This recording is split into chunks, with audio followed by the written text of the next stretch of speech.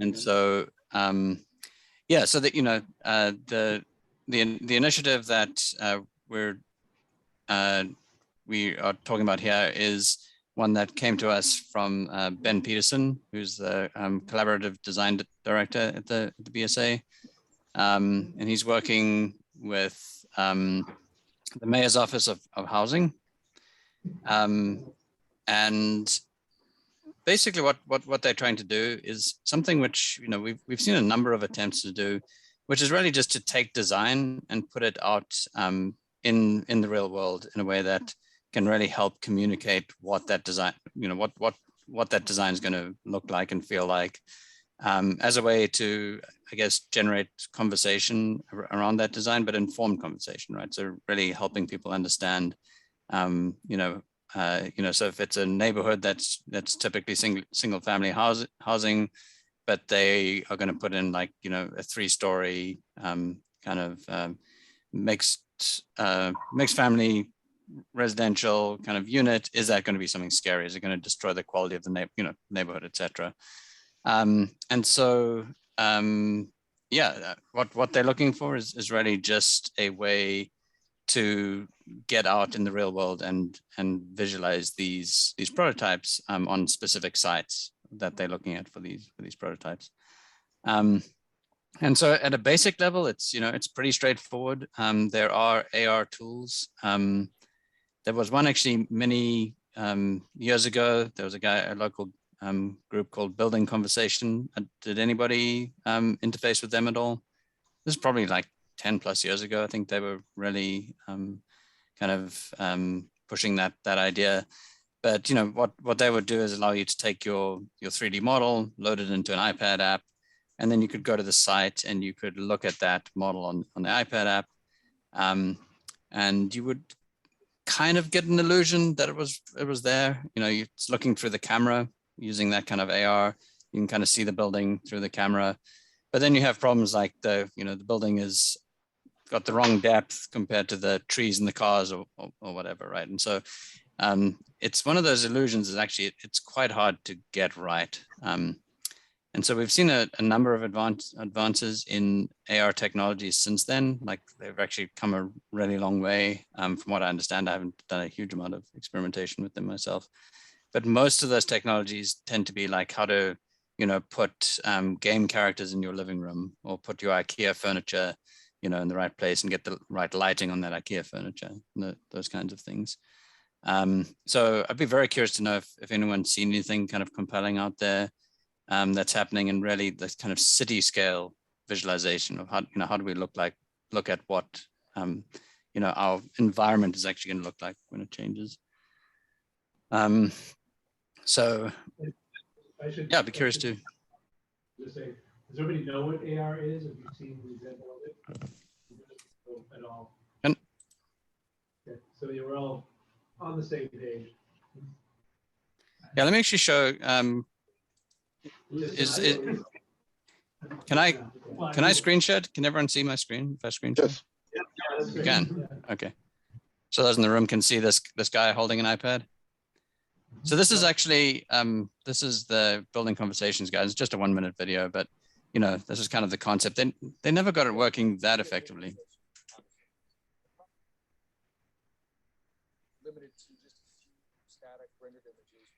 Can you bring the volume up? Yeah, I think I didn't share. Let me just stop share again, and let me share with audio.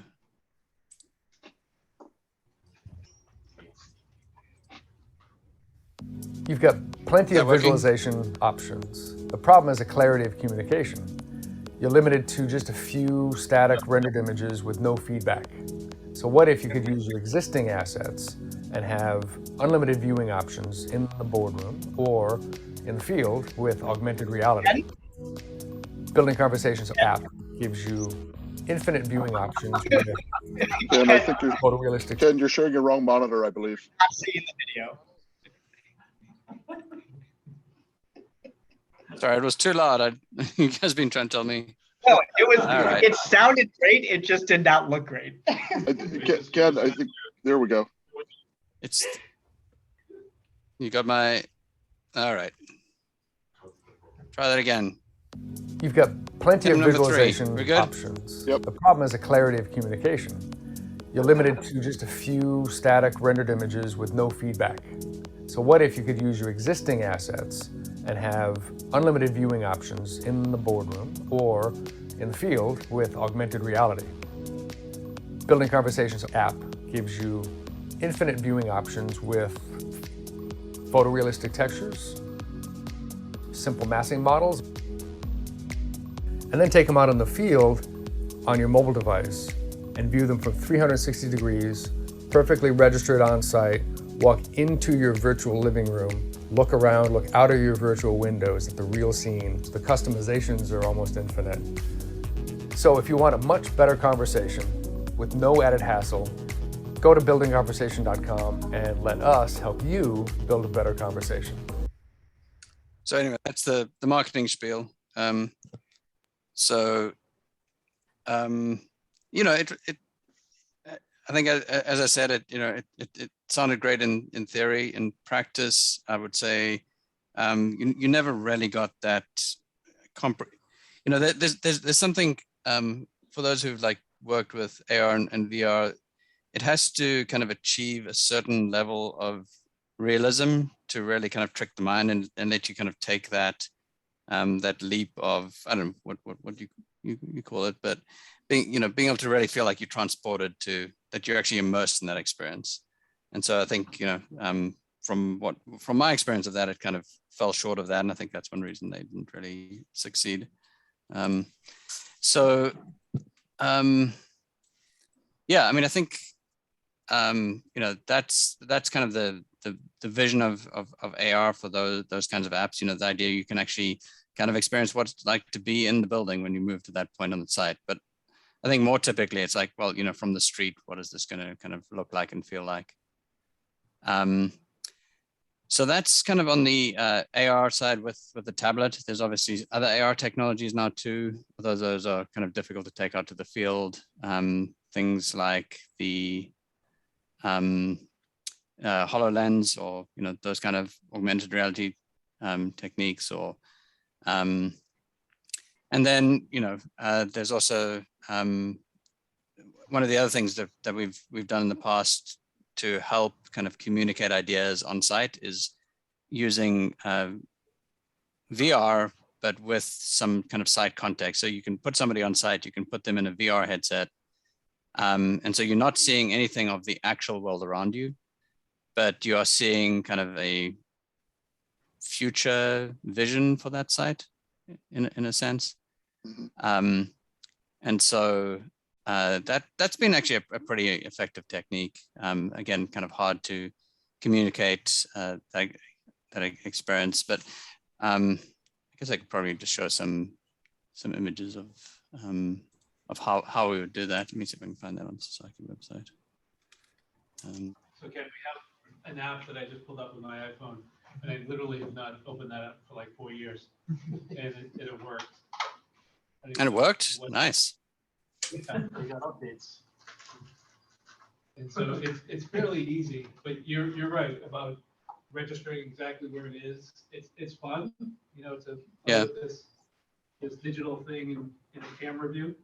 So how does the scale work? Do you need like a scale by eye? It comes in at the right scale, but then as soon as you start to zoom, you mess up the scale. You can probably press a button and it brings it back to true scale. No markers, nothing you need, like just. For this, no, because some of the new technology with the cameras and the iPads and the iPhones and probably other devices is it recognizes surfaces. Where in the past it was literally have like a marker. If it's a building site, how can you scan Yeah. It's not like this. So that, I think that's the exact question. I don't think there's a good solution to it, and we just haven't. I don't think it's impossible. I mean, I think if it was a priority for someone, they could probably figure out a way to like map things onto like real world surfaces. But I think most of the priority so far has been, as Mike was saying, like just figuring out like table surfaces and being able to put game characters and that kind of thing. I don't know, David, you know more about this than me. Is that your sense of where Facebook and Oculus and whoever else has been kind of focused on AR? I guess Microsoft too. Yeah, I mean, a lot of the stuff, like, they try not to do modified scale anymore. So it's like everything is 1-to-1. So when it comes to like getting a building mapped perfectly, that's like, they assume that it is being positioned in space at real world scale. But yeah, it's really tricky when you are only using like a geo anchor or using like a point cloud of where your LiDAR sensors are picking up. So Yeah. but yeah, it's a lot of it's like also the thing that Ken brought up around like believability, around like if you have something that's supposed to be blocking what you see, that like really doesn't sell the immersive experience as much. So yeah, I mean, David and I actually recently tried to tackle this again and actually tried to use like building facades as tags. And in that case, you know, we were trying to look at it from a very limited perspective, but even then it was kind of a challenge to get that, you know. So what's happening with AR is that you have the camera feed typically if you've got that iPad device and it's got a camera, right? And then you're trying to figure out where that camera is relative to the model. If you can do that accurately, you can at least put the model into that view in a way that locks it in, so that, you know, as you move that view around, the model appears to, you know, change perspective. And so those things are completely in sync. If you can get them in sync, they can be somewhat convincing, aside from, you know, any kind of masking or whatever of objects in the foreground. So yeah, I mean, I think that kind of remains a challenge with AR. I mean, it'd be really interesting to know if anyone's really made any progress on that front. Kind of, I think Dave and I did a quick scan of what else was out there and haven't really seen much happening in that space. But, you know, I think we definitely want to have our ears to the ground and kind of see what else is kind of happening. But, you know, I think the other option is, as we were saying, just doing like VR either through the goggles, where it's you know, the standalone headsets are actually very, very good now. And so I don't know, David, what is that new standalone headset called? Quest 2. Well, the Quest 2, are you saying? Oh, is it the Quest 2? I thought it was a newer one even.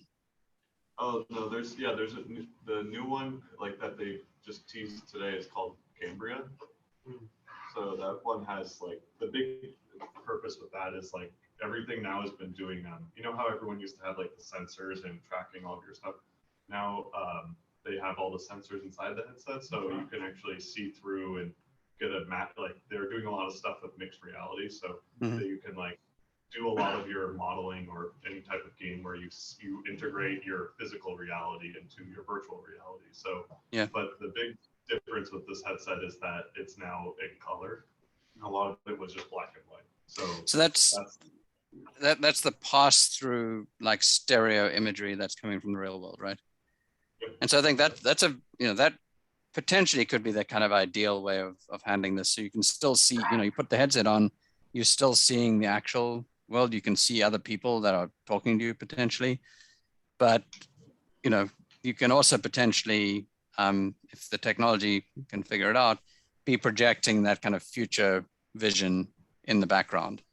And so I don't know, I think I don't think we've seen any like real world examples of that. But again, if you can do that with a standalone headset, you can really just go to the site and really transport somebody into that kind of future vision, which I think can be really great for. Yeah, good. I mean, I think the selling point on that is that like one with the AR stuff, I think would be good if you're looking at it like model scale, like you're able to almost give people a tour at bird's eye and not full scale, maybe a smaller scales, because then you're able to absorb more context at a higher level. But if you're thinking about it from like the community standpoint and you're trying to get people to kind of be very immersed and be able to experience spatial composition, I think VR really sells that. And then you also have the ability to do this idea of like a group tour. So you could have multiple people in one scene, and then having someone giving them a tour like they were in an actual neighborhood. It's similar to what I've done with the students in my VR course, where they have to do presentations on their design classes or their design projects, and they have to think about the social ways that they interact and visual and give people tours through their space and, you know, like they can scale people up and tell them to look at the model from this level or down. So there's a lot of really nice little pieces from this one. When you teach I just wanted to share, I don't know if this is the exact design that they're looking for, but this is the kind of thing that we're talking about, you know. So somebody would be kind of standing on the street here, and you know, you're right next to that actual physical building, and then you're wanting to be able to, like, you know, pop this into the view or into the view of the headset, in a way that, you know, you're able to really communicate how this really feels to kind of be in that space. Like, you know, does this still feel like it fits in with the neighborhood and that kind of thing. right now, Ken, these are empty lots, is that right? So sorry, I missed that, Mike. Empty lots around the city? I think, yeah, I think that's right. I think there's empty lots, yeah. And yeah, so this came out of, I believe, a design competition. I don't know if they want to show just one design kind of prototype, or if there were multiple. The other thing that I think is kind of compelling, you know, so you can get a certain amount out of a rendering, obviously. I think the other thing which can be compelling is the idea of being able to not just show, you know, how this is going to look, but also some of the things in terms of how it's going to perform or behave, or like how some of the systems would work and that kind of thing. Because I think a lot of these designs are, you know, kind of using green systems, and you know, where that's, you know, you can't see the solar panels, for example. How do you expose that, or how do you show how the solar panels are heating the water system, which is then flowing into gray water? I don't know much about this design, but there's also that idea that you can expose not just how something looks, but also how it works. And so I think that's another great use case for both AR and VR, just being able to show things in a way that's also dynamic, right? So you can be communicating more than just an image can. Right. Keep that image on the screen, and you won't get this if you're online, but keep that image up there. Oh, keep it up. All right. Just for the room's point of view, if you can picture whatever interface you're looking through to see this, and then all of a sudden, like a thought bubble pops up and talks about the solar panels, or something pops up over here, or if you're able to click on something and it gives you more information, or maybe everything goes black and then there's some kind of story about one aspect of it. But the question there is just on interface. And one thing that I'll share is, like, when I was a small kid at Epcot Center, there was this thing that you put your head in like this, and you saw something in the distance that was real, and there was a picture, like plexiglass, a drawing of like the space shuttle sitting on top of that thing. And as a kid, you're like, wow, you know, it's not really there. And it was just really fun. And it's just an interface. It was one, you know, position where you got to see one thing, versus AR that you can, you know, as you saw, use some kind of device to look through the looking glass, so to speak. And then this idea of having the goggles on and having pass through is, I think, fantastic. Because when you turn this on, like, I can see all of you, you're all in black and white, but like the next version is in color. And if these weren't so like ridiculously looking, then you could actually watch, you know, have plenty of interface and picking things in the sky, like on Iron Man and all that kind of thing. So it all depends on how you want to use it. But we will talk about VR in a second, and where it's going and maybe what we've done too. But as far as this initiative goes, it's a really good way to kind of dig in a little bit and say, what does this mean for connecting, like you said, Caleb, like to the neighborhood? We want, this is not just for the designer or the builder to show up and see what it looks like, but, you know, these people jogging down the street, they want to check this out. And I'm sure they don't have this with them, you know, and they probably have an iPhone, maybe not. So I think this idea of inclusion is a really important aspect, because the technology, except for, you can maybe say iPhones are sort of, or mobile phones are like ubiquitous in a way, but some way of allowing them to have that information about, you know, what's being designed at their fingertips, instead of having to rely on expensive technology. So that's going to be a challenge of the initiative. Right, I definitely think there's, like, depending upon end use or like end purpose, like deciding between AR or VR. Like, I think the piece that becomes conflicting is that when working with AR, it's always the stuff that gets in the way of where you see it. So, like, how do you put something that's augmented behind a car or behind a layer of trees. So you have that level of perspective. That's, I think, a typical piece in terms of depth or pre-scanning to understand where things are and where it's situated. But it's also like the choice of tool, like for certain scalar representations of architecture, what's being made, like there is a suitedness between seeing something on a table, like you're saying, like at a model scale, or something that's within a conference room versus something that's on site. And I think the clear advantage between that is like with AR, you can be on site but not be on site. So you could see it even if they weren't directly like next to it. You could see it in a conference room and still be able to navigate that same space in other areas. There's like some solutions with the like small tangent. It was like with the masking and stuff. Like what people are doing now is like when they do like a tour, what they'll do is like they'll load in a whole model from Revit or Rhino or whatever, and it's basically you're masking. They're giving you reference to geometry, and then they just imagine where your camera is going to be. So as you're walking through, you might see like a augmented like vision of the model. But it's also overlaying, like it knows it's this far away. So if it picks something up in the camera, it will put the tree in front of it. So it's like it's understanding your position in a virtual sense while you're physically there.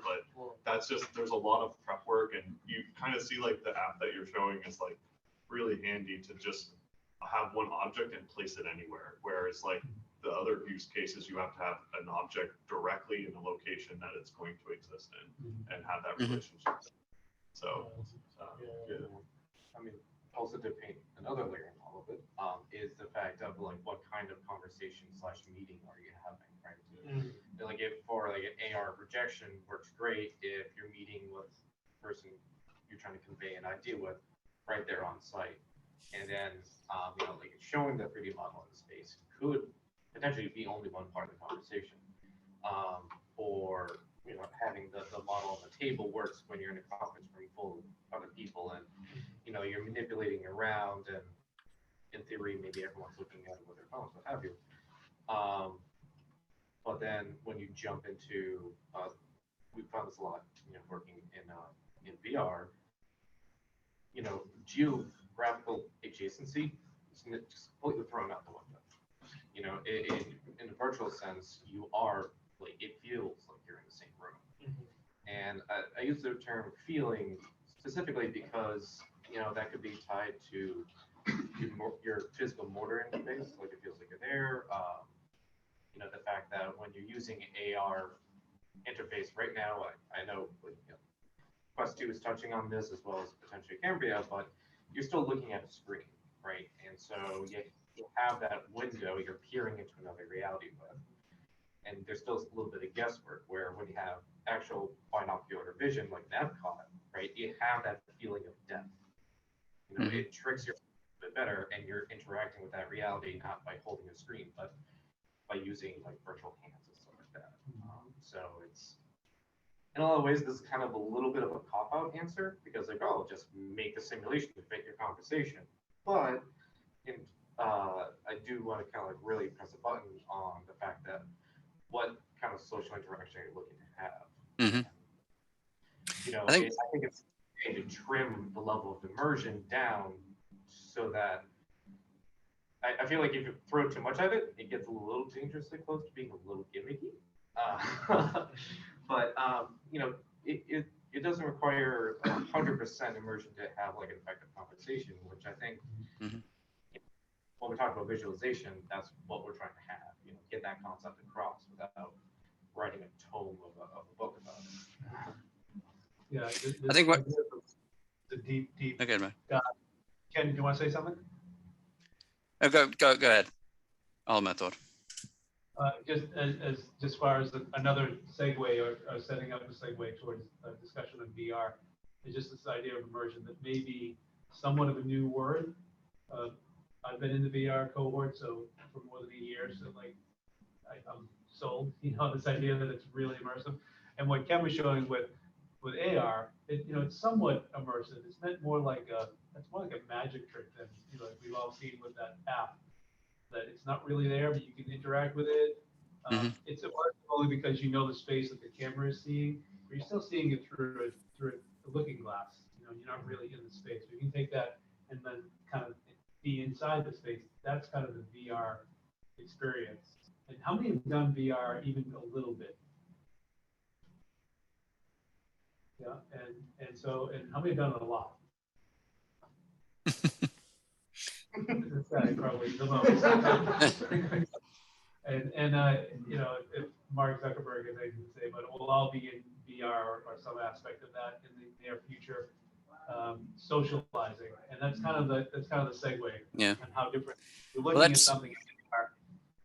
It's a one person interaction, right? But then the social is what we can get into next. Do you want to say something first, Ken? Well, it was exactly that same point, but I think you know, that's been the thing with VR. It's kind of a lonely experience. But you can have other people within the same VR, and with not, you know, I think with some fairly basic kind of avatars. I think like the more real the avatars, I think actually the kind of worse it is in some ways. Like actually just having a laser pointer and some hands and a face or something can actually be a pretty effective way to convey presence. David, I'm kind of thinking of what they do with Ockyo. I think it's kind of fun actually interacting with people in Ockyo. You can kind of wave to them and you can kind of see where they're looking and that kind of thing. But I think one of the kind of intriguing things about the pass-through kind of VR is that you can also have, you know, you can have people, you can actually see people who are talking to you and that kind of thing. And so I think the ability to both interact with people in a more natural way, like, which includes like somebody who doesn't have a headset on, right? So just somebody there who's like at that site potentially, who's kind of talking to you, maybe talking through the design, even though they can't see the virtual design, they probably have it in their mind's eye and can actually be communicating with you. So I think there's definitely something kind of intriguing about how we can be using like that mixed reality to include people who are actually communicating with you. One of the things, like not directly related to architectural site, but when I was finishing up my last degree and the pandemic started, we were one of the first groups in the country to pick up VR.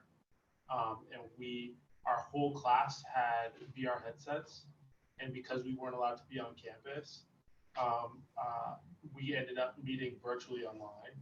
So like to be able to share the space for education and communication, I ended up actually 3D modeling a classroom that we uploaded, and we're all going into class through a 3D model for our own classroom. And so this was immediately when the pandemic started, of like, how do we become together even though we're so far apart to still share moments of education and teaching virtually. And I think it's like a really, you know, even though I think there's definitely correlation between there, because it was a really a practical use of the tool in an educational standpoint when I was studying at Harvard, and that was really, really unique because I had used it in other settings, like playing around in games, things like that, but to be able to actually create a shared space and then to also still be able to communicate through conversation as opposed to a chat or something like that on like Twitch or something on other platforms for them together. Yeah, it was really unique. And you know, I think even though the model that I had made and that we had all kind of like contributed to was somewhat rudimentary for the case of the course, it does bring up the idea, like, you know, if this was a much more fleshed out model or like exported out of Revit or like, you know, put in that way, you know, group meetings or for like a, you know, just a quick imaginary of like, if you've got clients nationwide, but everybody has a headset to still convene or meet on site, is an interesting like thing to think about. That, you know, I was directly into an academic like learning environment, but you know, translating that to a practical use for people who might not be brings up the same values of what VR can provide.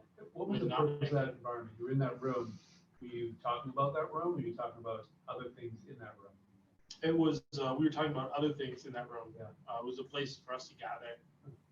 And so, in VR chat, you can create a lot of different worlds and like teleport around like to different shared rooms. But for the case of the class and the skill sets that we had in the class, we made our own. And so it was like private, so it was only us, and we weren't getting strangers, and all the crazy. If you know about VR chat, all the other crazy stuff that happened I there. think Greg was laughing because the VR group was in a space that was created for us. We just showed up in the room and we could make things in that space, Yeah. But we're in a space made by others. Then some strangers walked in. Yeah. And then we felt like we were alone, and all of a sudden it was a weird social dynamic. Is that what you're talking about, your chat or multi-brush? That was multi-brush. Yeah, but that was super, I thought that was really cool. It was, 'cause, that was cool. Yeah, I agree. because like Yeah. we were, like, it's Tilt, if anyone's seen it, it's Tilt Brush, but you can have multiple people in it. And Tilt Brush is, it's like a modeling program, but it's there's a lot of atmospheric brushes and whatnot, blah, blah, blah. And this one was cool because we were just all kind of painting. I think we were doing some weird castle thing. And then someone just joined us and they just started like painting with us, and they just asked us what we're doing and looked at it. And I thought that was just excellent. Like, yeah, come on in. And they started working with us, and there's just no question. It was like, they just jumped in and started working. And we did that in my class a couple times, and we had random people kind of jump in and join and ask the students questions and stuff like that. And you get like a really, it's unique. I don't know what you really get out of it, but it's like something that's very socially different. And like, it makes you a little bit more immersed than if you were just on a Zoom call, like. Yeah, definitely. I think I'll say, once you pick up VR and you see some of the capabilities of what it can provide for like an experiential side of thing, apart from a one-to-one immersion thing, it's like, does it really even need to be anchored to a site? Yeah. Like, if you've got that accessibility through the tool itself, I feel like it completely disconnects the need to have it overlaid on the site at all.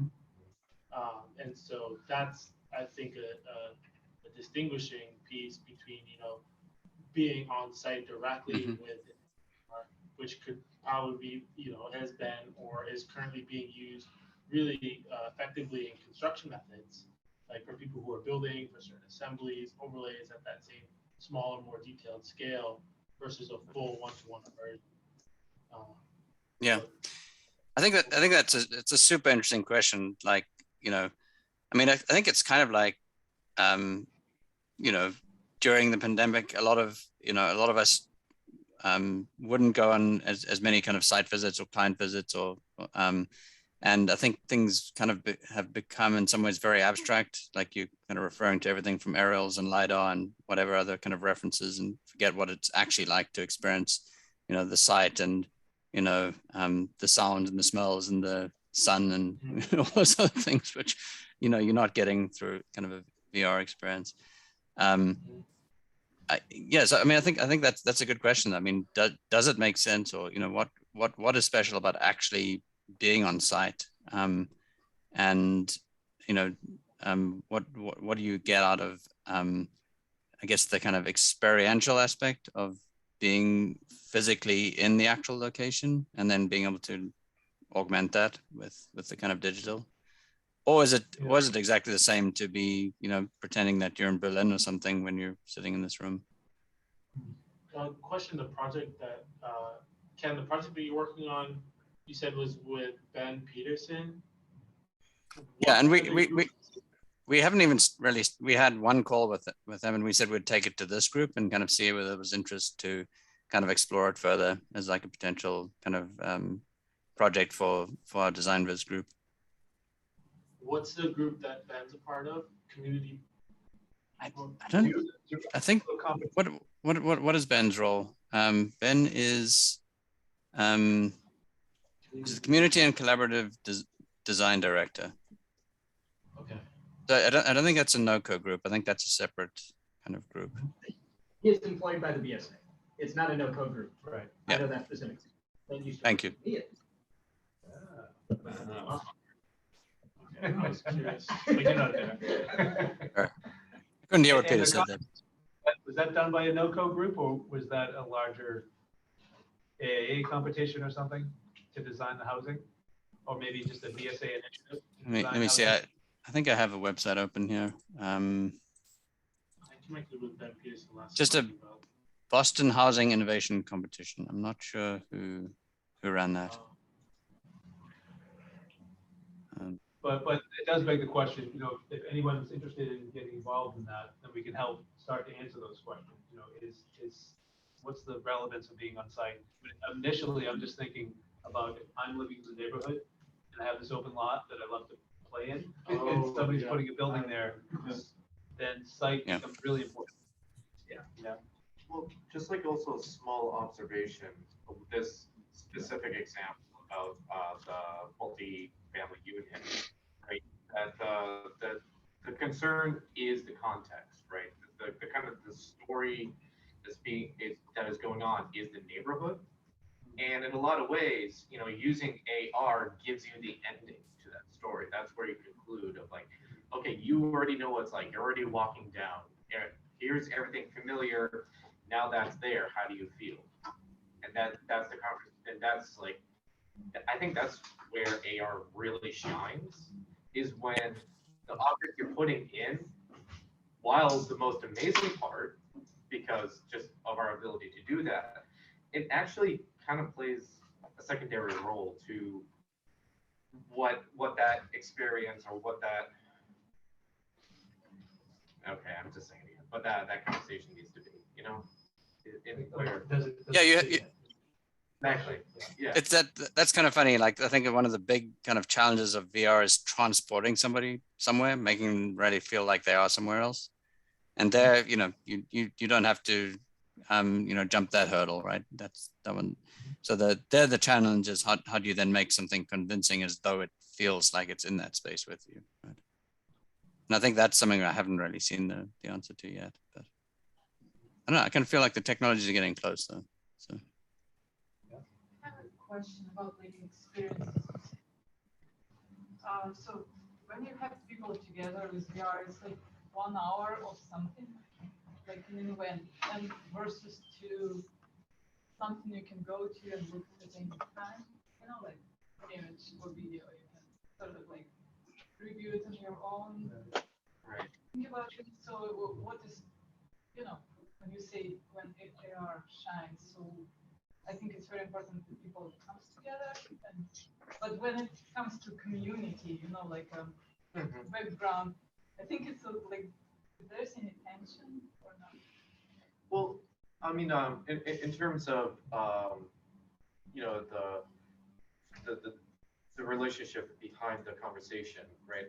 In terms of when you're utilizing VR in this neighborhood example, and Ken, let me know if I'm overstepping my bounds here. But you know, when it comes to a neighborhood, community is not just immediately who you're talking to. You know, there's memories ingrained within the landscape. There's familiar smells and sounds and everything else like that. And so that level of connection makes sense of, does this new object I'm looking at fit? Whereas when you're in VR, it's much, you know, Only visual and audio. yeah, and you're also connecting with everyone else who's willing to have that conversation at that moment, and also is willing to pay for the hardware. And so it's a lot more like this right now, right? I'm just asking, you know, in my town we have signs like say no to etc. development, you know, and so it's not that moment when you try to convince somebody. You already sort of like have assuming people do wanna see the there.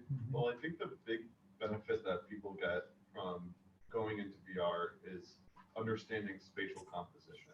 Like, you know, we as designers, we go through a lot of trial and error of understanding what plans and how space actually reads in 2 dimensions, right? Like we understand plans, sketches, and drawings. So when you actually pull communities together, and like, for example, kind of what this initiative is like, I think when you bring in a community and they can understand all the complexity that's going into a spatial design, you're able to pull that away and have a better understanding and have a better conversation about how that impacts their actual space that they live on.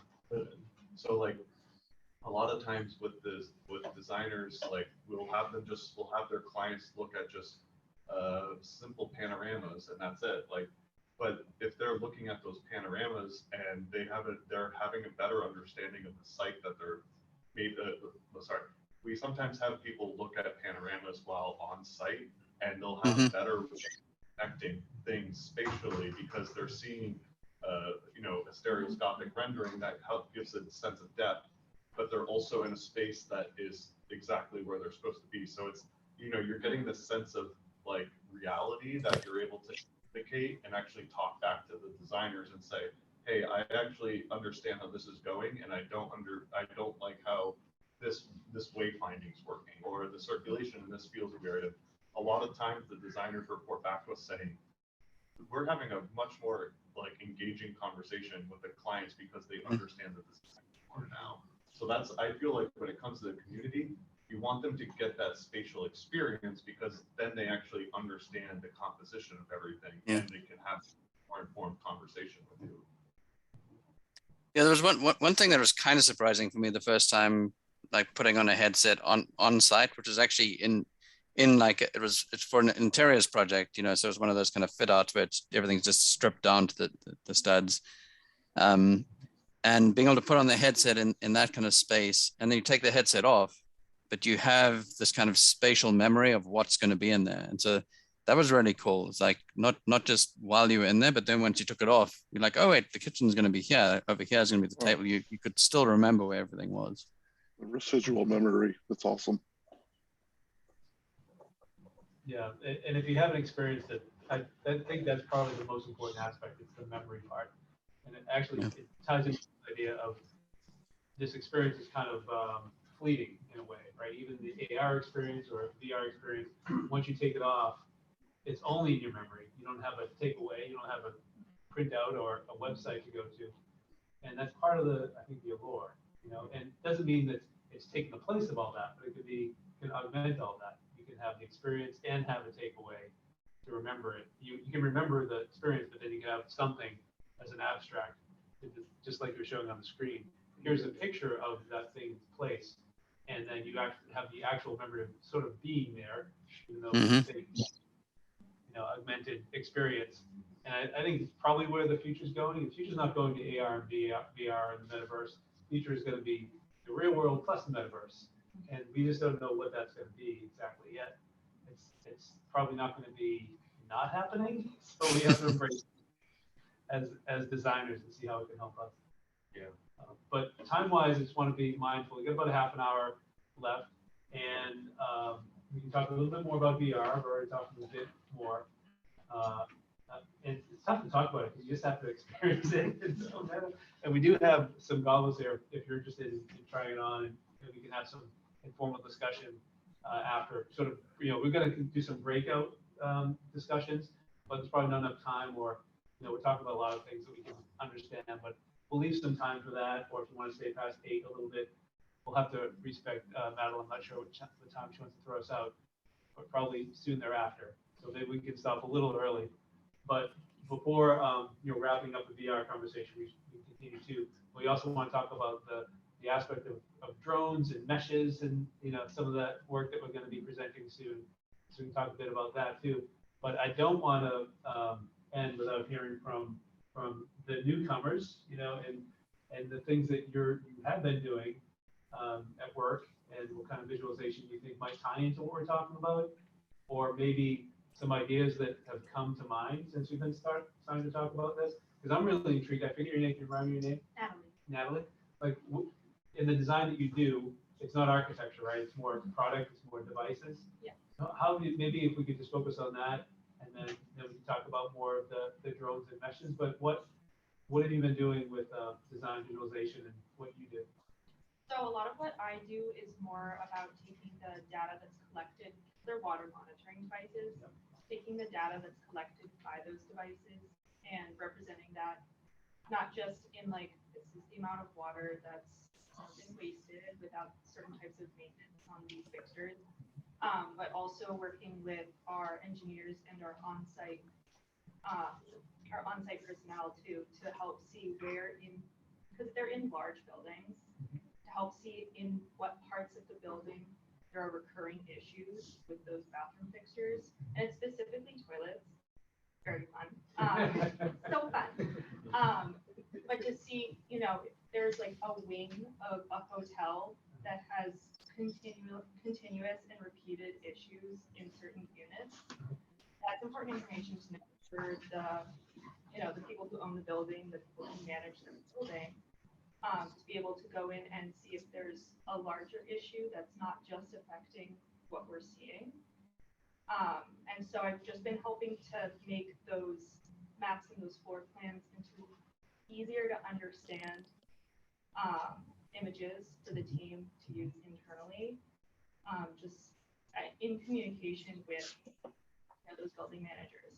But that's what I've been doing. I know that there's more that the product team is more hands-on in. I'm a little stepped into the other side, and I work as kind of a bridge between the engineering and the public that we work with, our clients, just to help communicate between them, because often engineers are not the best at communicating to other humans. Yeah, I did go to RPI. I'm used to that. But yeah, so that's a lot of what I have been doing and what has been really useful for us the last 5 months that I've been doing more of that. So you're telling a story about like how do you show people where there's a potential problem? Yeah, where there's data collection. Yeah, because it's helpful to know, where in the building these issues are occurring. Yeah. And where they continue to occur, even if there has been maintenance on that fixture or on that device, that wherever the malfunction was, if that's fixed, and then it happens again, and then it continues to happen in a certain area, that just shows that there might be something structurally wrong in that building, that they need to bring in someone more than a plumber to, address. Yeah, that's great. Bring your problem to life. Yeah, that's a great use of visualization. And I'm not sure how many other uses of visualization you have around toilets. But, We have we have a couple of people that do our data analysis at Sasaki, and it's kind of crazy because there's a good amount of people that want data, but then there's people that are like, tell me what that means. And that's that's always the point, or tell me what I need to do. Kind of, I feel like this has been your goal with the strategist group, is to have actually influence the design process and have it actually have an impact, rather than it be give us the numbers, and if it means that we're doing well, but if it doesn't, don't tell us. It's. But so I appreciate that idea of how do you inform people on the information that they have? Yeah. Connect them with that. So. And you're convincing them too. I think that if you just have data, get somebody to the point of saying, okay, just tell them what to do. You've convinced them. Now they don't need to know what to do. Yeah. But if they're like, I don't know if that's really true, you're really going to show them that data. Yeah, I think just an interesting example of that was, we've kind of been looking at climate comfort a lot, as so basically it's a pretty simple thing. We could just use climate data and figure out for every hour of the year whether it's better to have sun or shade, and we could show this analysis and in a bunch of different ways. And it was always about performance. Oh, this area is performing better than this area. And then we discovered that, what we really need to be showing people is what to do about it. So, essentially coming from that saying, you need to be shading more here, you need to be adding more sun here. And it took us forever to actually figure out that that's what we needed to show, right? It's the action that you need to do to improve your design. It's not the performance of the design. So. Don't forget to shut your windows, don't forget to turn off your lights. And also showing, this is what it's going to look like if you don't do those things. Yeah. That visualization. If you don't fix this toilet, you're going to waste, this much water and show however many big jugs of water that we've all seen. Or this much money. Yeah, right? and just things that you care about and that you've also been in the same physical space as, using that as a tangible anchor point for your idea, just to help stimulate action in addressing those issues too. Yeah, that's really good. So in construction, both of you are in design and build. Do you find that there are some, and both of you in the design part of the design build, So do you find that, I don't know, is there something that you're trying to connect? You find that they're connecting more with you because you're a design build rather than just having a builder connecting with a traditional designer? Is there some kind of communication that you're having through design visualization that's better? Well, so I'm kind of an old school, because I was always taught to sketch first. Red, like that's something fancy. But the being in a design build world is, you know, part of the reason you're in a design build is because you're trying to eliminate some of the steps. Right. Faster, and you can deal with the clients faster, turnover faster, and more cost effective. That's why you're doing a design build. Like, somebody calls you up and says, you got 3 months to get the project done.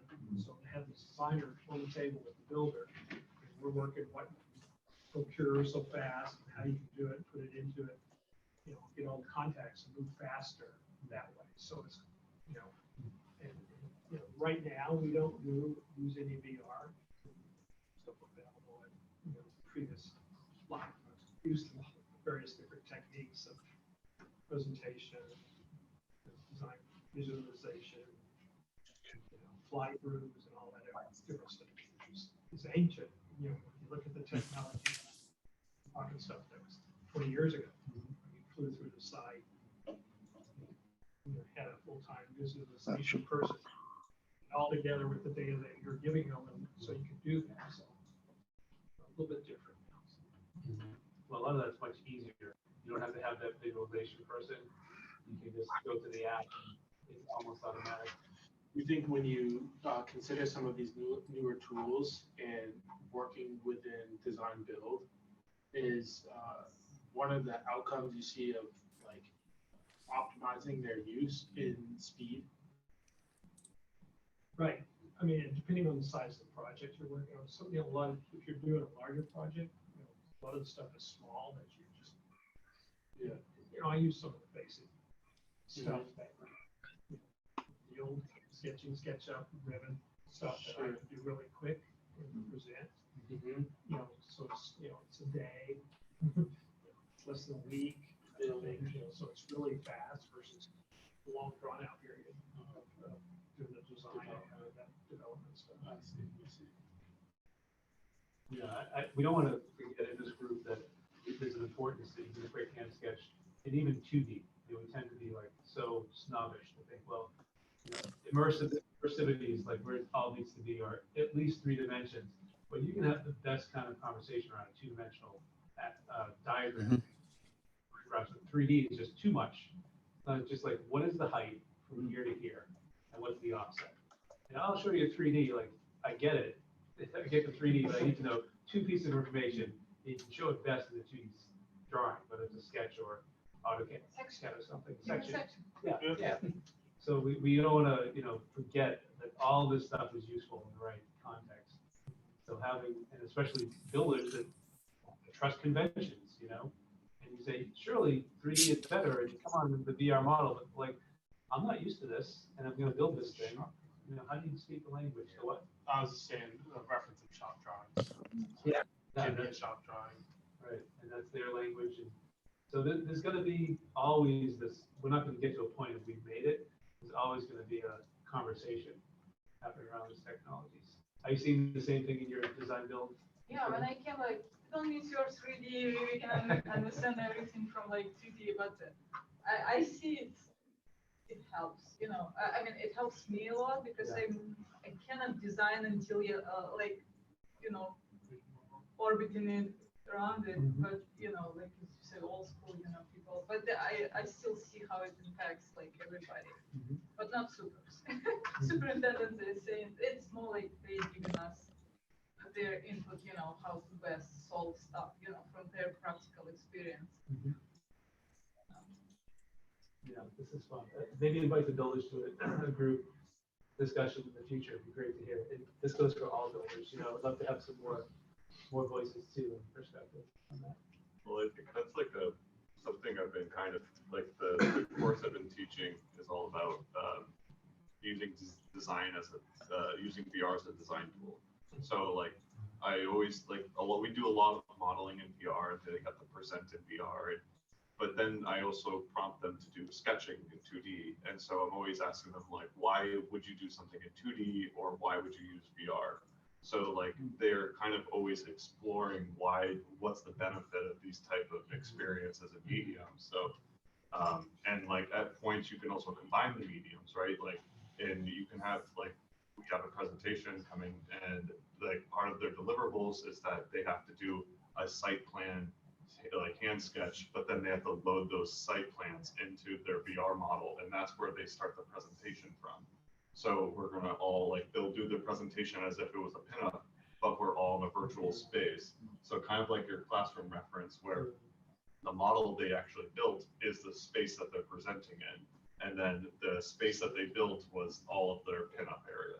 So it's like, that's where I'm very curious about like, okay, well, yeah, if you sketch something by hand, what's the benefit of that? If you make a physical model of it, what's the benefit of that versus a VR model? Like, we shouldn't throw any of these mediums away and say VR will replace anything, but we should say it's a tool, it's part of your kit. How do you use it and how do you communicate with it? So one of the things, having a lot of young architects working over the years, is always one of the things, if you learn how to draw on a piece of paper, you trace. And back in the days when you first learned to draft and really to draw everything by hand, you always thought of all the other sides, above, below, beyond, behind, when you drew that drawing. That was the thing, because you always say, well, I'm drawing a plan, but what's happening above? Where's the soffit line? How do I make that corner line up with that soffit? And people, when AutoCAD is, I'm going to give you my age now.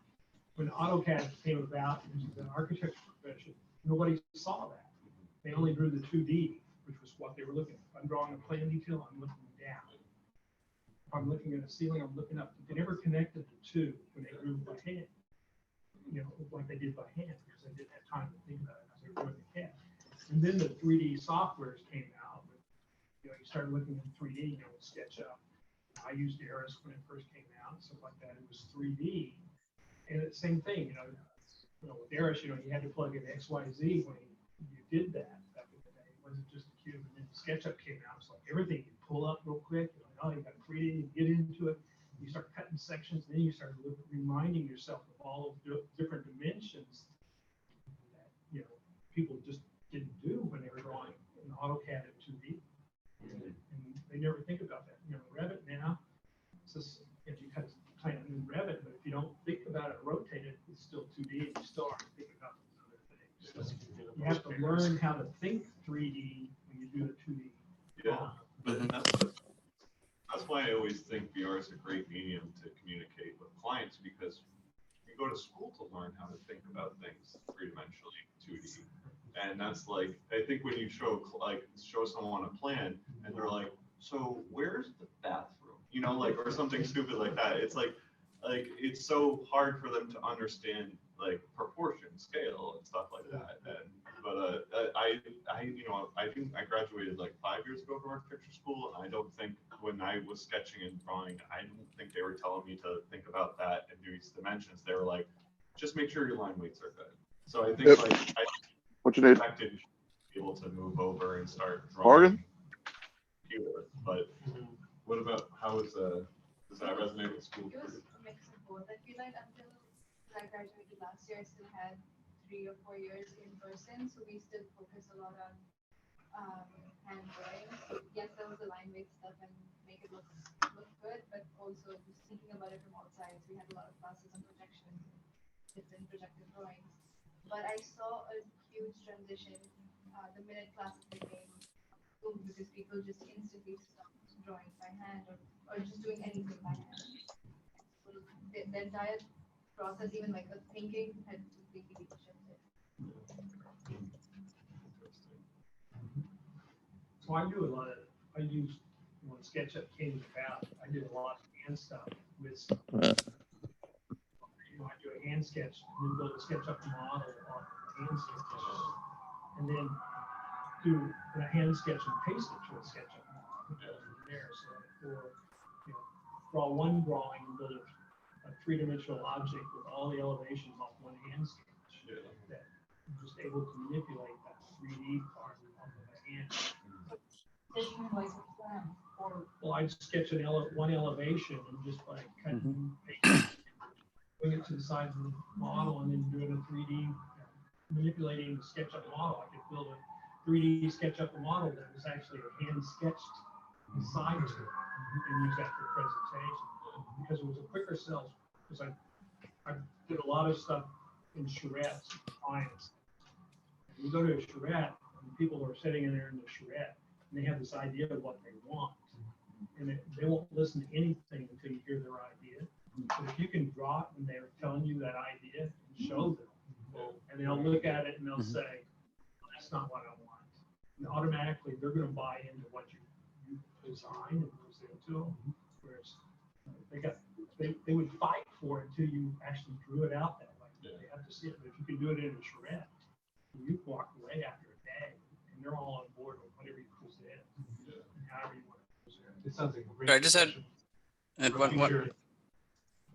had one observation just on, I think one of the areas that we haven't really seen folks taking advantage of yet is the kinds of data sets that don't lend themselves well to being able to actually use with 2D. So I'm thinking of things like LiDAR, for example, or like the kind of photogrammetry captures, things that, it can be used actually to like make 2D surveys and that kind of thing. You can take your LiDAR and you can make contours, etc. And that's how a lot of that stuff's currently being used. But I think one thing to really think about is, with tools like VR, you can actually get, you can have incredible references just directly from that raw data without any kind of processing or interpretation on top of it. And so I think that's kind of a, just a really interesting idea that you can kind of, one of the things I think we've seen is that we're really good at adding stuff in terms of like adding additional kinds of visualizations and drawings and, new ways of looking, but we're not good at like reimagining like how we can reuse a lot of these new technologies in ways that can kind of strip out a lot of the work that we already do. So I don't know, I think there's a lot of potential there still. Apart from subtracting some of the tools or stripping away things, there's also like remixing the compatibilities between one and the other. I think with some of the work that I had done was really kind of like experimenting more with that, of like between physical to digital translations, of like, working similar to even the first steps of like working through a sketch in hand, and then once you bring it in digitally, how you're able to create a model off of that. And then this back and forth between, using your example as a springboard of like, once you do a sketch, bringing it into modeling it, but then printing off the sketch again, and then sketching over the model, and then having that like back and forth for development of an idea. I think from hand drawing to 3D modeling in an architectural sense is one of the ones I think we can most relate to. But that's also brought into question of different types of things that get modeled, or different types of things that end up visualized three-dimensional, where for someone who does work in sketching or hand drawing primarily, then it's always this conversion to CAD, going back again to when AutoCAD was first introduced. Everybody was working with hand, and then during finals week, they would just translate all of their hand drawings into CAD just to have it in CAD. And that has changed by so much, because it's often starting in CAD or a preliminary design actually starting in the computer, but there's the printout and the SketchUp and the edit, like the sketches on it, the editing it, and then revisiting it. So it's like whether it starts by hand or starts by computer, it's always this interaction between what you can get most efficiently through the specified tools. Yeah. Like I agree with you. It's like even though there's always an additive of like what's next, how much more can we do, what can we add to it? It's I think always been a really big curiosity to me is like, well, how does it kind of relate or step back or intertwine with tools that are already in the kit? Yeah. Yeah. This sounds like an awesome topic for another meeting, or 2 meetings, or more meetings. I could even envision like, okay, bring some examples of that, right? Show some case studies, or let's just do something. Let's just designed and built something too. One challenge I give myself every so often on the weekend when there's enough time is to say, all right, I'm just gonna design something and I'm gonna start hand sketching, dimensioning, figuring out how much it's gonna cost at Home Depot, you know, probably throw it up into a SketchUp model, all really, really quick, go to Home Depot, buy the stuff, build the thing, and then getting all these feedback and then trying to do it, you know, as best and as cheap as possible. That's my goal. And it's a really fun experiment. And I'm using all these tools simultaneously. And then questioning, I shouldn't have used that. I should use this instead. I would have saved an hour if I did this. And we're always experiencing this in our design process. So it'd be great to recreate that as an exercise, you know, in a future meeting. And a lot easier just to bring examples of that. I'd love to see the SketchUp model with the start as a sketch and then have the SketchUp model, because it does show the idea of there's photorealistic renderings that clients seem to want to see you now, but there's something magical about being able to listen and react with something that's good enough for their imagination to connect to, that you don't have to do this really high realistic you know, render. And I don't think the industry realizes that. We don't do that as much now because we just have, you know, great viz. So great discussion for future too. And I'm loving that we're here from everybody. Mike, is there anything you want to add to the thoughts that we're talking about there? No, not really. I kind of have a question that's related to this. How, in your experience of using visualization, how receptive are people to like hyper-realistic visualization of something that can change, or do they view it as a static presentation design? Can it become like a design tool? Does the community or do people who are viewing it think of it as an iterative process? I would say no. I think some of the challenges that I face with being able to produce more realistic renderings really quickly early on in the process is that when people see visualizations like that, they have the assumption that it's final and it's resolved. Yeah. And that's something that I've experienced multiple times. And so now I love being able to just screenshot ghosted view. Yes. Well, I don't need to spend hours on a render. It's pointless. It's like, you know, the amount you can really communicate through some of the simple 3D modeling and graphical approaches does the job. And I think that was something that I picked up in practice as opposed to approaches during school. You know, like spending the amount of time to create certain visualizations for projects compared with drawing versus how visualizations of projects used within process while in practice. And so, yes, the pretty render is really useful for publication and for news articles or for journals or for big banners that are in front of the site. In terms of process, it's way quicker, way more efficient, and understandably iterative when it's actually crude or rough or seen in its sketched form. Maybe we need to define what realistic visualization is. You know, it's not necessarily a final image. Oh, I mean, like, you know, magazine, like level of an image, like, you know, all tools are now producing, like, you know, everybody wants to see it pretty light on your building to get like 3D feeling. And I found if you give more than one option of a design, it's already the mindset is that it's not final, you know, the C options. So, you know, you change a couple of words. So you can do two highly realistic renderings that are different from each other. And until you realize you're in process. I mean, they're not final, but you give a light, you give texture, you know, it's important what materials. I think the other kind of thing I've seen a lot of is like, you know, there's so many like really good like third-party renderers out there at the moment, but they can like take anything and make it look great, right? And there's like this kind of utopian quality in the birds flying by and the, you know, whatever else, and this amazing beams of light. And I think it'd be an amazing project to hire one of those firms to like take the worst possible spaces on Earth and render them in that technique. And I think it would just like, you know, showcase how there's so little actual design thinking in those, right? I probably want to do a blind test with a client and show them the worst design rendered well and the best design rendered poorly. Yeah. And see if they can tell the difference, right? Yeah. That's a good question, though. I think it's true for practice. I would say on the topic of VR though, that like there is like, I think it's like good to play around with like how much style do you actually want to have in these type of renderings? Cause like there is like I very much am always for the draft and the sketch and like visualizing that. But when you do something in VR and it's flat, you lose a lot of depth, concept of like scale, and it becomes like just it's like it almost feels so almost unrealistic where you're not really getting a sense of how everything comes together. And maybe it looks better at 2D, and that's kind of some of the stuff that I'm always like, why VR versus like a 2D sketch?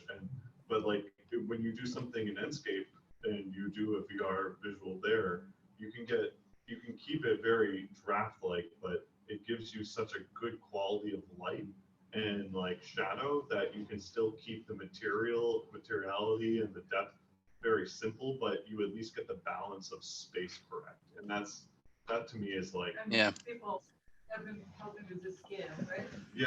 I want it taller, but it's like exactly. But David, I'll say that works well for something where you're working at the human scale already, like architecture, interiors.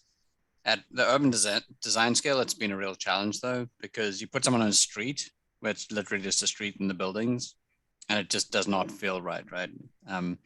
And you know, and that's where in the past we have tried a little bit, but I think there's a lot of room to explore. Almost like you think about SketchUp and the SketchUp styles, right? They have like literally like the wavy lines and stuff and make it look like it's at that kind of hand sketch level. And I think you can do the same kind of thing in VR. We tried that a little bit using like some V-Ray techniques, that kind of thing, where we would make things look a little bit more cartoony or kind of sketched so that you wouldn't be expecting the same level of fidelity. Like, you know, so you're really just appreciating the bigger kind of ideas of like what the space is like. But it's definitely a challenge, you know, not when you're working or representing things at a level of detail that's different from what people are experiencing. So with all this discussion, it's definitely giving me a lot of thoughts for future discussions, but I don't want you to be the maker of discussions or even us three to be the ones that say this is what we're going to talk about. I want to hear from you, and if you have ideas, we want to stay connected, so we'll do that, I don't know, through an email string maybe? Yep. Okay. I have a request. Yeah, oh, great. Yeah, I'm looking for like a ways to do survey. If possible, I don't know, like with the drone, but if it's like a huge strip mall and you know you need to do something, and there's like any more or less ways to have a survey in the sense What do of you mean like by survey? dimensions, Like a LiDAR get a scan? 3D model, but Yeah. to be able to like dimension it. Either in interior, I know for interior would be like there's many apps on the phone, and I did do like some 3D scans. You know, it's very helpful. Site survey. It's two different, like a whole building from outside, like exterior, and I mean interior. I more or less understand. And you asking about point clouds or simpler Yeah, tools? point clouds, but to be able to measure stuff. Is there like are they like I mean, there is there's something called Reality Mesh that and you probably know a lot more about this than me, and that's is it in the Boston area that you're looking at? Oh, you mean like a company? I'm looking to learn how to do it myself. Oh, yourself. Oh, so well, I'm interested in capturing it or processing it or handling it. Like do you want to fly the drone? Capturing and measuring. Capturing and measuring. Okay. All right. So I think personally, you would probably have to figure out there's a lot of technology behind that, because you would have to be able to have a specified drone that can capture and scan a cloud pretty well. Mm-hmm. And those, I don't know, those are usually pretty tricky and hard to come by. I use my phone a lot to do like a site scan with what's it called? With The AutoCAD? Is it translated to like through Google, like Oh, wow. Polycam. If you have, it's like there's the LiDAR cameras are now in the iPhones, and they have like a really good app to scan in your whole entire like a whole space. And I've done like multiple levels, and it's kind of the same thing that you would hire a company that has like a 360 LiDAR Yeah. camera. I would. Wow, you know, like a roof. That's where you need to have a drone to come in. And the thing is, like, you have to map out all the movements of the drone because they're going to be basically recording things and understanding where they're recording it from. And like, it's a huge process that like you're basically having to do a lot of like spot checking. Yeah. Within that. It's a. Anyway, You've done some good overlays of digital models and yes, but drone photography. this is different. I mean, like, to be able to measure it specifically. at least to get more or less like, I don't know if it would be called a point cloud. I don't think it's a point cloud because you like photos and then you get like 3D mesh. Yeah. So the photogrammetry stuff, that's like, they're basically, they kind of like, they've evolved that into LiDAR scanning for point cloud. So I would try using your phone, just like if you have an iPhone that has the LiDAR stuff in it, and just try doing those polycam scans because they, like, you'll be surprised. How would I do it? That's the thing is like you wouldn't be, you could just throw the phone. But I think that's the challenge is when you have to go up and around, that's where like the technical, get something that's going to be stable enough to understand its flight path. And also if it's a big building, how much phone can handle, because you store data in your phone. When you fly a drone, you store it in a drone. So, you know, anything good advice. Yeah, it might be worth getting. I mean, I think it's a super fascinating topic, and there are a couple of local companies. Aerial Genomics is one we've, if anyone's familiar with them, they do some really nice work. Really cool website I posted in the thing because they actually, you can look at their models. They have tools where you can actually go in and like manipulate the point, well, like measure the points and that kind of thing, spin around, kind of see the reality meshes. But yeah, I think there are a bunch of them. Patrick also posted another one called Existing Conditions. But that whole reality capture field is super interesting, and I'm sure they'd be happy to come talk to us, so we can maybe set something up. Peter from Aerogenomics, when I met with him, he was telling me about, he's able to do like large scale surveys or photogrammetry or point clouds or however he defines it, but also to then focus on one part of a building where, like a historic building, you can identify every single block or brick in that building if you're going to be doing some renovation work. So it's all determining what you're trying to capture. And Matt from our office, that's May, is a whiz at flying his drone and really pushing the limits. And he sends me chats all the time. He's like, look what I did, I just realized it. So he's always experimenting, and he's part of this group too. So when he's here, we can certainly talk about that. So this is a great topic, and we should start that email string after this meeting and see what other topics come up. Before you leave behind you, seeing that colorful example, that's some ideas that we talked about. I don't know if it was a full year ago, maybe it was 6 months ago. I brought that up because it was a mural board. Is everybody familiar with Mural, that online Mural? Yeah. Mural or Mural, there's two companies. And I brought that here because it was taking a visual space and then making it into a physical space. So I printed it out, and it's not as interactive, but at least you can zoom in and zoom out by moving your head. That's how I do it. David, can you bring that closer to the camera? Michael, is that link still active? Is the Mural link still active?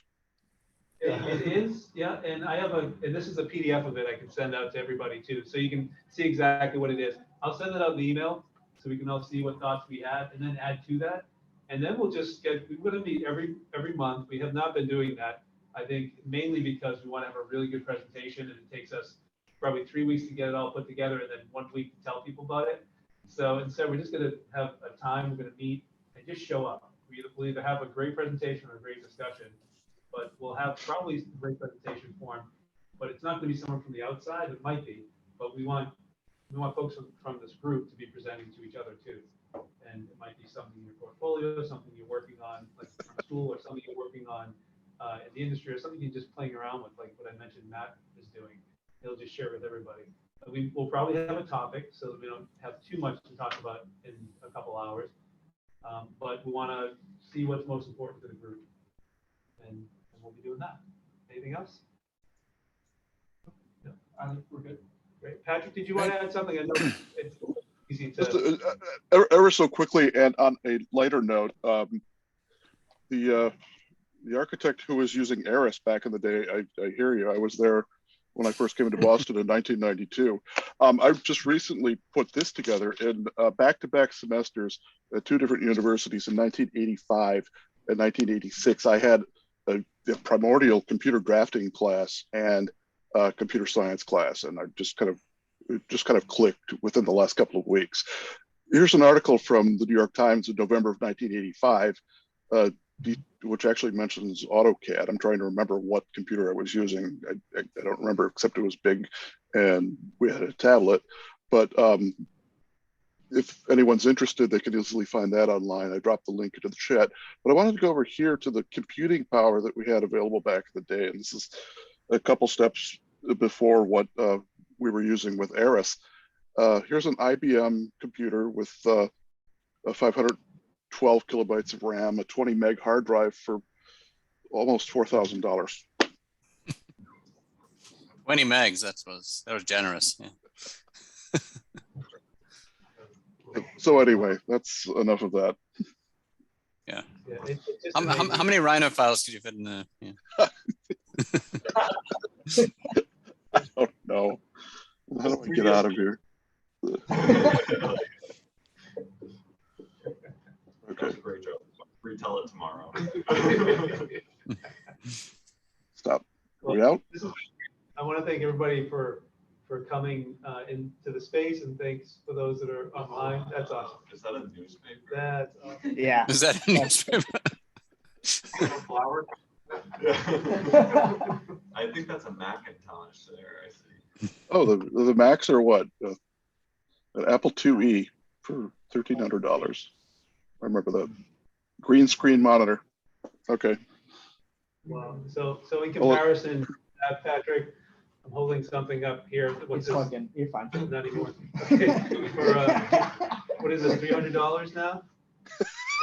It probably has more power than that. Oh, heck It's yeah. amazing. Yeah, I'm currently sitting on something, crushing it that has definitely more power than that. That's very So I'll date myself a little bit more. I started out using a prime Medusa system, digitizer pads to draw, and had to use construction lines to make intersections to draw lines. And then in that room, we had a room that was 14 by 20 with the computer in it. All the terminals were dumb. And we went to Eris and we all got Spark stations at our desk that all had more power than that room did at our desk. And we threw that $500,000 computer out in the parking lot. Whoa. Yeah. Those were good days. It's like, what parking lot was that? The family is really gonna get a lot of power out of it. That's great. Sorry to derail where we're going with all this, but Room for as long as we want to kick us out, and they will come and kick us out. I'll start to clean up a little bit, but if you want to take a look at that wall, if you want to talk to each other, feel free, but we'll kill the Zoom right now. So thanks, guys.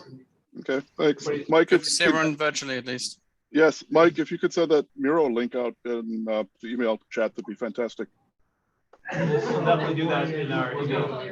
All right. Thank you. Thank you. Bye-bye.